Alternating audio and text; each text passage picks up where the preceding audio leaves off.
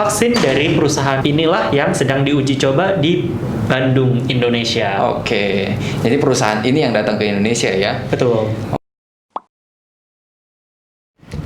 Halo, apa kabar semuanya? Kembali lagi bersama kita, Dr. Chong dan Dr. Azuma di Takenoko Clinic Channel. Hari ini kita akan bincang-bincang bersama membahas mengenai sebuah topik, yaitu topik vaksin ya. Vaksin dari COVID-19 ya. Ya, vaksin COVID-19 ini. Karena kita pikir ini sekarang sudah bulan 9, sudah akhir bulan 9 dan semakin dekat waktunya vaksin corona ini ya, vaksin COVID-19 akan digunakan.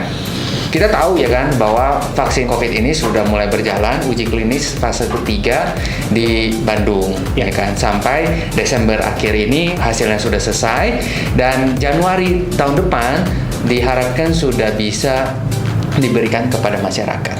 Ya, jadi kita ngerasa bahwa butuhnya ya kita mengetahui pemahaman tentang vaksin ini, benar nggak? Betul. Apalagi memang isu-isu terkait vaksin ini sangat banyak ya dokter. Jadi dari apakah vaksin ini akan efektif, isi dari vaksin ini apa, lalu perusahaan yang mengembangkan vaksin ini perusahaan mana, dan sampai ada relawan yang setelah disuntikkan vaksin malah jadi positif. Jadi apakah isu-isu ini benar, apakah ini hoax, itu akan kita bahas. Iya, benar.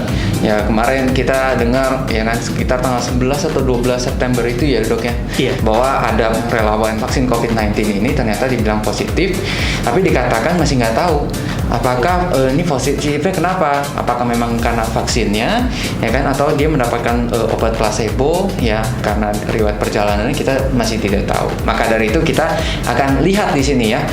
Nah, kita juga sudah mencari beberapa literatur dan beberapa sumber, dan kita menemukan sebuah sumber yang cukup lengkap. Ya, kita bisa lihat di sini ya bahwa ada Coronavirus Vaccine Tracker. Ini sebenarnya kita ambil dari sebuah website New York Times yang mungkin kita bisa lihat di kolom deskripsi kita sudah berikan. Ini berita mereka selalu update ya, tergantung dari berita yang sudah muncul, tapi mereka selalu update gitu berita yang terakhir. Dari website ini kita bisa lihat gitu bahwa ada begitu banyak perusahaan yang melakukan penelitian pada vaksin corona ini. Di sini kita rangkum saja ya, ada yang masih di dalam fase 1 ya, uji klinis fase 1 sekitar 27 perusahaan. Kemudian ada yang sudah masuk ke dalam uji klinis fase 2 sekitar 15 perusahaan, dan ada juga sudah memasuki fase 3 yaitu 90 perusahaan, dan yang ada 5 perusahaan yang sudah masuk ke limited use. Limited use ini artinya mereka sudah masuk di fase ketiga tetapi sudah mendapatkan izin ketika fase 3-nya mereka selesai bisa langsung digunakan untuk diberikan secara umum masyarakat gitu. Dan yang benar-benar di-approve oleh FDA belum ada ya. Iya, jadi memang informasi itu kini sekarang sudah sangat di-open ya. Jadi informasi-informasi seperti ini itu sebenarnya kalau teman-teman mau mencari tahu, itu teman-teman bisa temukan di internet.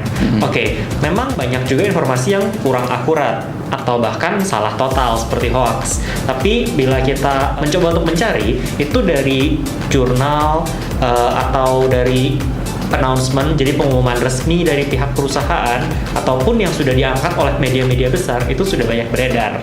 Oke, nah di sini ada istilah-istilah fase 1, fase 2, fase 3 dan seterusnya sampai di approve ya.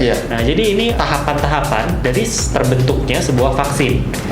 Nah, jadi pada awalnya itu perusahaan-perusahaan farmasi itu akan memulai dari studi-studi dulu. Jadi akan dilihat data-data dari pasien yang mengalami kasus tertentu, akan dipelajari penyebaran datanya, gejalanya seperti apa, mekanismenya gejalanya tersebut.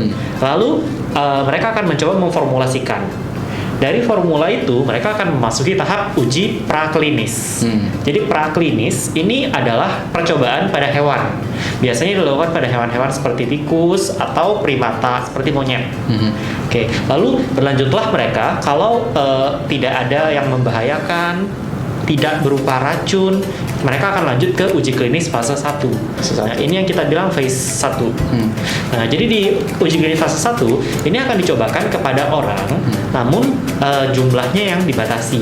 Jadi pada komunitas tertentu itu akan dilakukan, mungkin jumlah sampel atau jumlah orang yang disuntikan juga tidak terlalu banyak gitu. Pada dasarnya sih di situ nanti akan dilihat dari keamanannya. Jadi kan aman di hewan belum tentu aman di manusia. Iya, Nah, jadi amannya dulu. Setelah itu akan dilihat dosis yang aman. Jadi dosis ini kan kalau sedikit mungkin dia obat, tapi kalau banyak dia bisa menjadi racun gitu. Nah, jadi akan dilihat dosis yang tepat.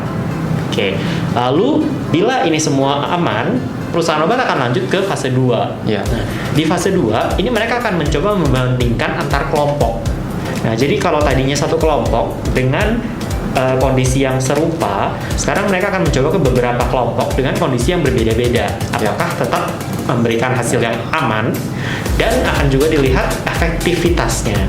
Jadi bila itu obat dapat mengurangi gejala, bila itu vaksin memberikan perlindungan. Jadi muncul imunnya ya. Betul. Oke. Dan yang ketiga, mereka akan melakukan pengujian kepada jumlah sampel yang banyak. Nah, di sini biasanya mencapai ribuan. Nah, di ribuan ini sering dilakukan random sampling. Jadi sebagian orang itu diberikannya formula yang sudah diuji sampai di tahap ini, sebagiannya itu diberikan yang disebut placebo. Jadi placebo itu sebenarnya isinya kosong gitu, tidak mengandung zat aktif. Nah, tapi kadang-kadang pasien suka merasa begitu ya. Jadi sebenarnya dia hanya khawatir gitu. Jadi sama ketemu dokter udah lebih enak. Nah, dokternya sebenarnya kasihnya vitamin, tapi dia ngerasanya obat, dia minum sembuh gitu. Nah, ini disebut efek placebo. Nah, akan dibandingkan antara formulanya dengan placebonya. Jadi apakah dia memang betul memberikan khasiat, manfaat, dan dia bermakna gitu. Jadi ini pengertian ya untuk mencapai sebuah pengobatan gitu ya. Kalau pada kasus ini adalah vaksin. Gitu kan. Betul. Nah, jadi kita lihat ya kan, ternyata memang sudah beberapa perusahaan yang sudah melakukan uji klinis ya, tapi yang pada akhirnya adalah 5 perusahaan ini. Ada 5 perusahaan. Iya.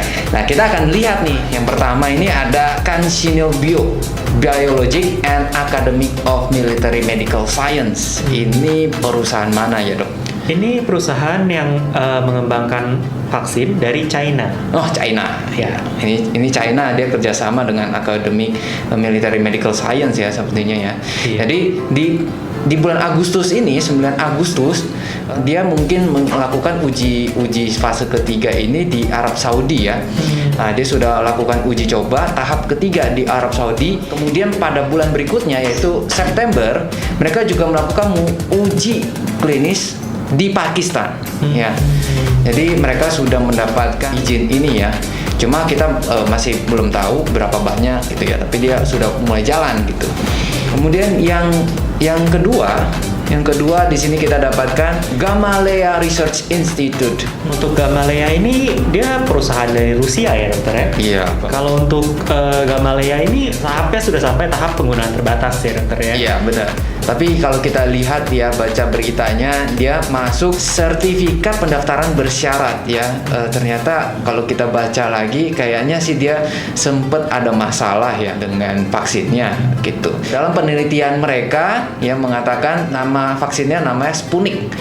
Ya, Sputnik, dan bisa menghasilkan antibodi terhadap virus corona dengan efek samping yang ringan. Oke, yang ketiga ini mungkin teman-teman semua sudah pernah dengar ya istilahnya. Jadi Sinovac. Nah, Sinovac ini adalah perusahaan dari Cina yang mengembangkan vaksin COVID-19. Oke, jadi Sinovac ini memang saya sempat mencari tahu, Dok. Jadi dia memang sudah mencapai fase penggunaan terbatas, dan vaksin dari perusahaan Sinovac inilah yang sedang diuji coba di Bandung, Indonesia. Oke, jadi perusahaan ini yang datang ke Indonesia ya? Betul. Oke, sebelumnya juga kalau nggak salah dia ada masuk ke Brasil ya? Ya, jadi sebelum pengujian klinis di Indonesia, dia telah lebih dulu melakukan pengujian klinis di Brazil. Oke. Nah, berikutnya perusahaan yang keempat dan yang kelima. Aku rasa ini sebenarnya sama ya. Dua-duanya satu perusahaan, Iya. Sinopharm.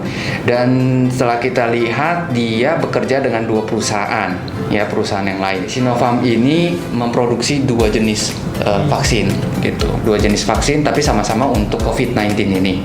Yang pertama dia bekerja sama dengan Wuhan Institute of Biological Products. Yang kedua dengan Beijing Institute Biological Products. Jadi dia lakukan uji fase ketiga juga sudah Uni Emirat Arab pada bulan Juli dan juga di Peru serta Maroko pada bulan berikutnya. Kemudian September, jadi Uni Emirat Arab ini juga memberikan persetujuan darurat untuk si Sinopharm untuk melakukan penyuntikan ya vaksin ini pada petugas kesehatan di negaranya. Kemudian yang di Beijing ini dia juga sama ya, juga dilakukan di Uni Emirat Arab juga. Jadi kayaknya sih tempatnya sama, cuma menggunakan vaksinnya dua jenis vaksin gitu.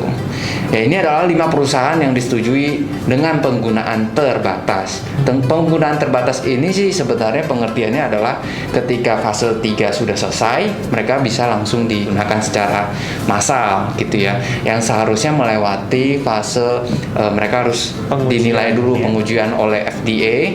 Setelah FDA sudah memeriksa hasil penelitian ini apakah benar-benar safe gitu. Tetapi dikarenakan masa pandemi ini jadi sudah mendapatkan izin gitu. Jadi tanpa melakukan pemeriksaan lagi mereka sudah bisa langsung dipakai.